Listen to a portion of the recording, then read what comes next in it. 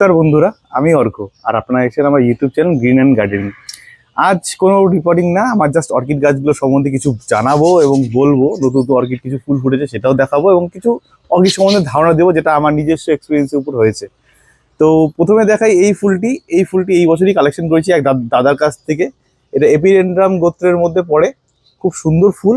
নামটা অনেকটাই বড়, তাই আপনাদের নামটা বলতে পারছি না, আপনারা কাইন্ডলি একটু দেখে নেবেন।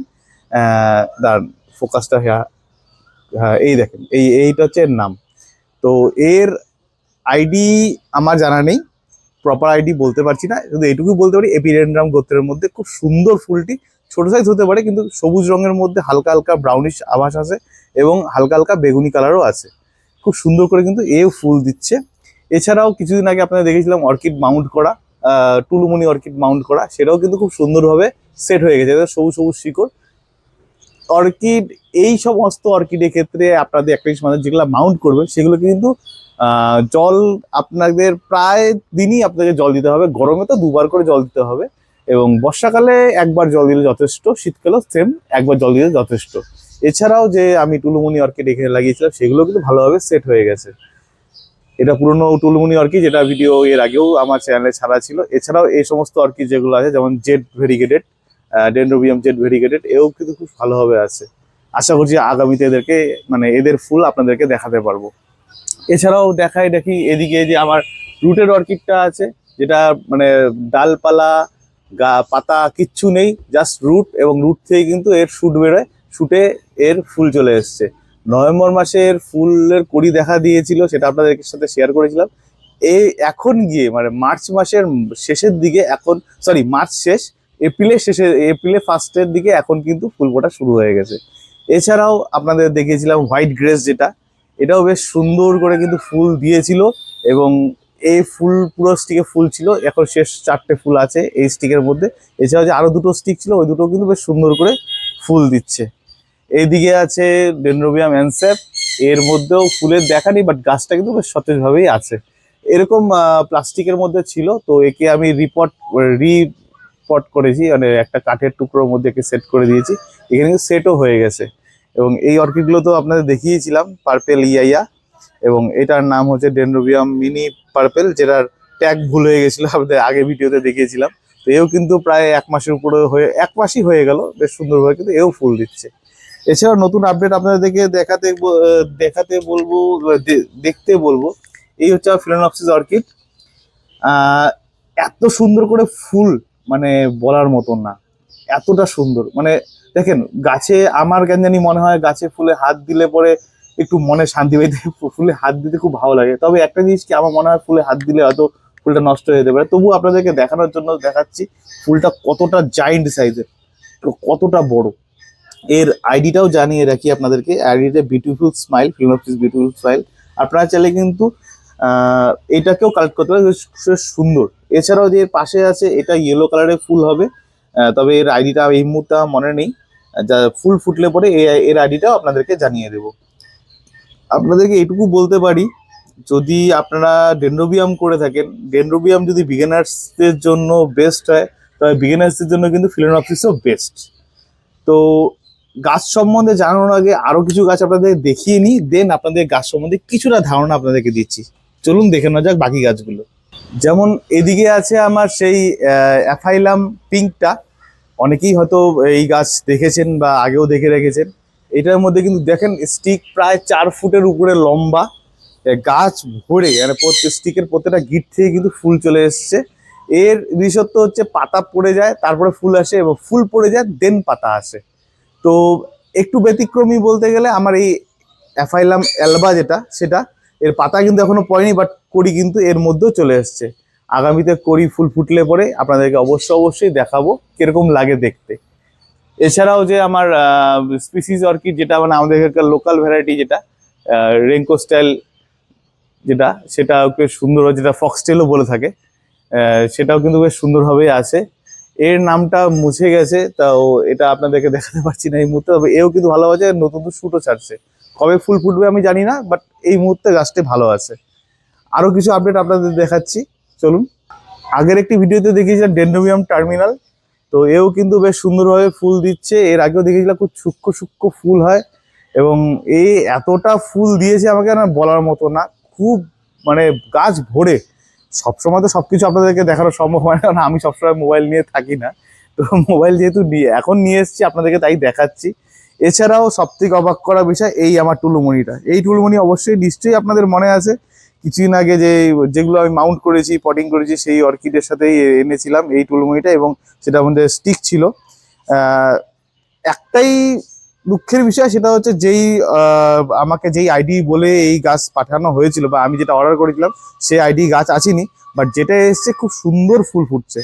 এখন যেহেতু ফ্ল্যাশ লাইট জ্বালিয়েছি মোবাইলে, হয়তো তার জন্য লাল রংটা বোঝা যাচ্ছে, বাট ফ্ল্যাশ লাইট না থাকলে কিন্তু এটা কালচে লাল রঙের, মানে ডিপ লাল রঙের মনে হয়।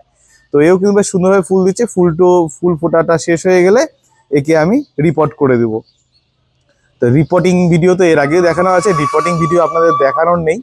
তো জাস্ট রিপোর্ট করে দিব, দেন আপনাদের দেখাবো কিভাবে রিপোর্ট করছি। এখন ডিসাইড করিনি কে পটে করব নাকি মাউন্টিং করব। তো যাই হোক, যেটাই করি আপনাদেরকে অবশ্যই সেটা শেয়ার করব। এইবার চলুন আপনাদেরকে কিছু অর্কিড সম্বন্ধে ধারণা দিই। আবার চলে আসলাম ফেলিওনপসিস অর্কিডের কাছে। তো আপনাদের ধারণা বলতে গেলে এইটুকু বলতে পারি, যারা বিগিনার্স হিসাবে, মানে আমার অভিজ্ঞতা উপরে বলতে পারি, বিগিনার্স হিসাবে 99% লোকই জানেন যে বিগিনার্স হিসেবে ডেনড্রোবিয়াম বেস্ট। তবে আমি মনে করি মানে ডেনড্রোবিয়ামের থেকে বলবো না, ডেনড্রোবিয়ামের মতোই সহজ হচ্ছে এই ফিলোনপসিস অর্কিড। ফিলোনপসিস অর্কিড মানে এদের কোনো পরিচর্যার দরকার নেই। আমি আমার পরিচর্যা আপনাদেরকে জানাচ্ছি। আপনারা দেখতে পাচ্ছেন আমি এই একটা লম্বা প্লেট কিনে নিয়েছি, তার মধ্যে ইটের টুকরো রাখা আছে, এবং দেখেন গাছ কিন্তু শুকনো, গাছের গোড়া শুকনো, কিন্তু আমার নিচে এই প্লেটটা কিন্তু ভিজে আছে। তার জন্য দেখুন কিন্তু এই গোড়ার থেকে কিন্তু অল্প অল্প ভিজে ভিজে ভাব দেখতেই পাচ্ছেন।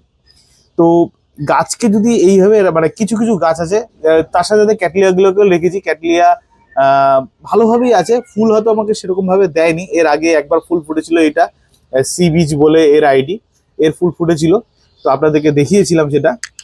তো সেটা কিন্তু এর নেক্সট আর ফুল ফোটেনি। ফুল ফুটলে বলে অবশ্যই আপনাকে দেখাবো। তবে ক্যাটেলিয়া একটু ডেলিকেট গাছ, একে একটু এক্সট্রা কেয়ারের প্রয়োজন।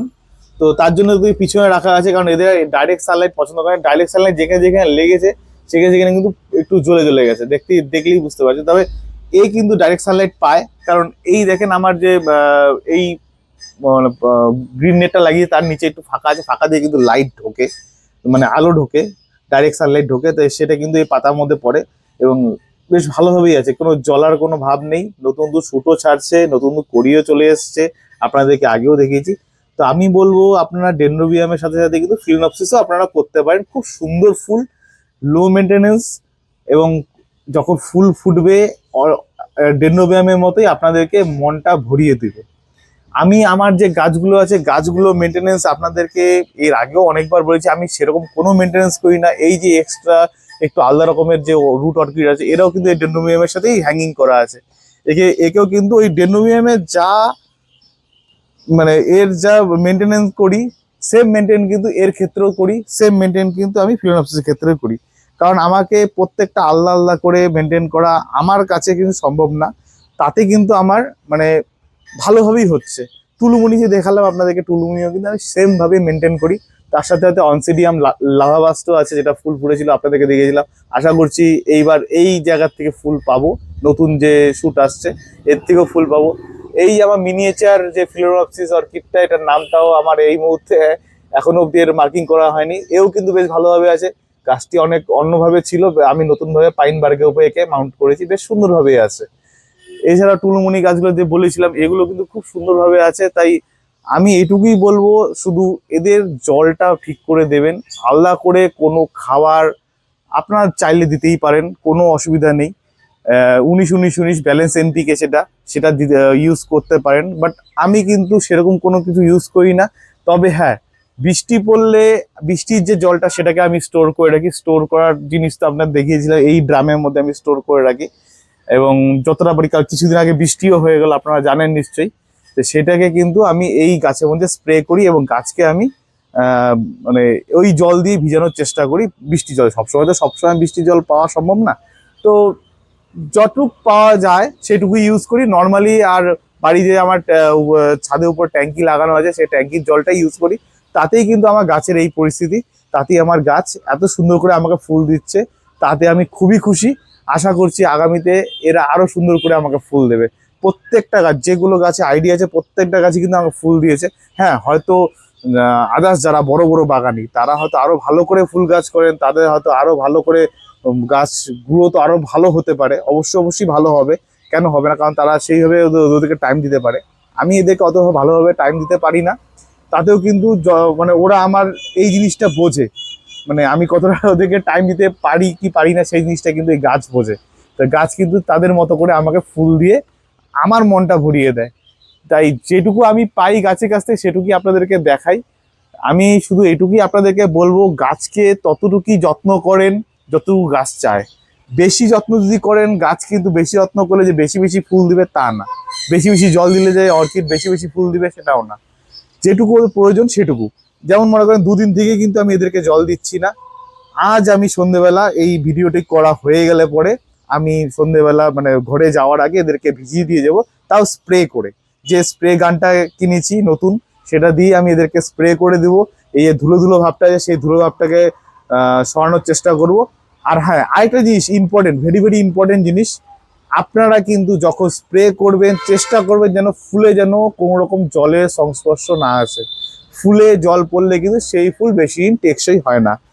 এই যে আমার ফুল, এই ফুল মোটামুটি আপনাদেরকে আগেও দেখিয়েছি, আপনাদের হিসাব করে দেখতে পারেন আমার ভিডিও থেকে, প্রায় 1-1.5 মাস অবধি কিন্তু আমার এই ফুল দিল। তো হয়তো যদি জল পড়তো তাহলে কিন্তু এই ফুলটা এতদিন থাকতো না। এছাড়াও যে আপনাদেরকে অ্যাফাইলামটা দেখালাম, অ্যাফাইলাম যেহেতু আপনারা জানেন ওটা স্পিসিস অর্কিডের মধ্যেই পড়ে কিছুটা। তো কি মানে তো আপনার সরি, মানে স্পিসিস অর্কিডই গাছ ওটা আর কি। ওটার মধ্যে কিন্তু সেম, ফুলের মধ্যে জল পড়লে কিন্তু জল বেশি দিন থাকে না, তাড়াতাড়ি এক্সপায়ারি হয়ে যায়। তো আপনারা চেষ্টা করবেন যাতে যখন জল দিবেন গাছে ফুলে যেন জল না পড়ে, এইটুকু। আর বাদবাকি গাছ করেন, যে কোনো গাছ যদি গাছকে বুঝতে পারেন তাহলে গাছ করা সব থেকে সহজ, এমন কোনো কঠিন না। আর অর্কিড তো সবথেকে বেশি সহজ আমার কাছে, মানে আমার যেটা মনে হয়। আমি একদমই নতুন, মানে কয়েক বছরই হলো আমি গাছ করা শুরু করেছি, তাতেই যেটুকু আমি এক্সপিরিয়েন্স করেছি তাতে সেটাই আপনার সাথে শেয়ার করছি। অর্কিড কিন্তু এমন কোনো কঠিন না। এই এপিডেন্ড্রাম হয়তো আমার কাছে কিন্তু একদমই নতুন, জাস্ট ট্রাই করার জন্য এক দাদার কাছে এই গাছটি ছিল, সে এটাকে রিপোর্ট করেছে, নতুন শুট মানে আলাদা করে লাগিয়েছিল, তাতেই কিন্তু আমি তার কাছ থেকে এনে এই গাছটি আমার এখানে সেট করেছি। আগামীতে ফুল হয়ে গেলে একে আমি এই কাঠটা, চিকন কাঠ আর কি, আমি একটু চওড়া কাঠের মধ্যে একে সেট করে দেবো, হ্যাং করে দেবো, মাউন্ট করে দেবো আর কি। এর কিন্তু কোনো মাউন্টিং মানে পটিং এর প্রয়োজন নেই। এই দেখেন একদম মানে মানে খোলা শিকড়, একদম একটু সুন্দর সুন্দর নতুন নতুন শিকড়ও ছাড়ছে। এইটুকুই, জাস্ট এইটুকুই যত্ন করলে কিন্তু আপনার গাছও কিন্তু ফুলে ভরে যাবে। তাই ভিডিওটি অলরেডি অনেকটাই বড় হয়ে গেছে, আর ভিডিওটি মানে কথা বলে আপনাদেরকে বড় করব না, ভিডিওটিও বড় করব না। আশা করছি সকলেই ভালো থাকবেন, সুস্থ থাকবেন, এবং ভিডিওটি আমার কেমন লাগলো অবশ্যই কমেন্ট করে জানাবেন। ভিডিওটি যদি ভালো লেগে থাকে অবশ্যই লাইক, শেয়ার, সাবস্ক্রাইব করবেন। আজ তাহলে এই অবধি থাকছে, নমস্কার।